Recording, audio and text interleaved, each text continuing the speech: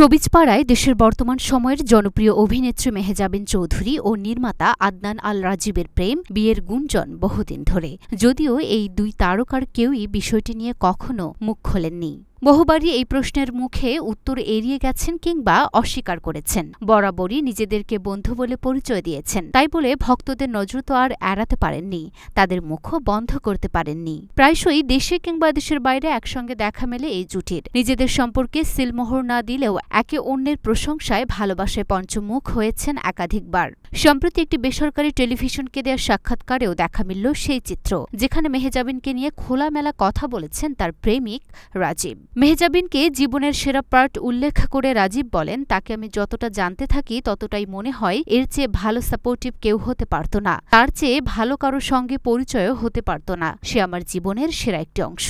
মেহজাবিনকে জীবনসঙ্গী হিসেবে পেলে নিজের প্রতিক্রিয়া কেমন থাকবে সেটাও জানান রাজীব। বলেন, সে আমার জীবনে এলে আর তো কিছু বলারই নেই, এটা দারুণ কিছু হবে। এর আগে গেল বছরে মেহজাবিন রাজীব জুটিকে একসঙ্গে কক্সবাজারে ঘুরতে দেখা গেছে। সে সময় একজন অন্যজনের ব্যক্তিগত ফটোগ্রাফারের দায়িত্ব পালন করেছেন। সেসব নিয়ে কম আলোচনা হয়নি। Luna Afroz, Dhaka post.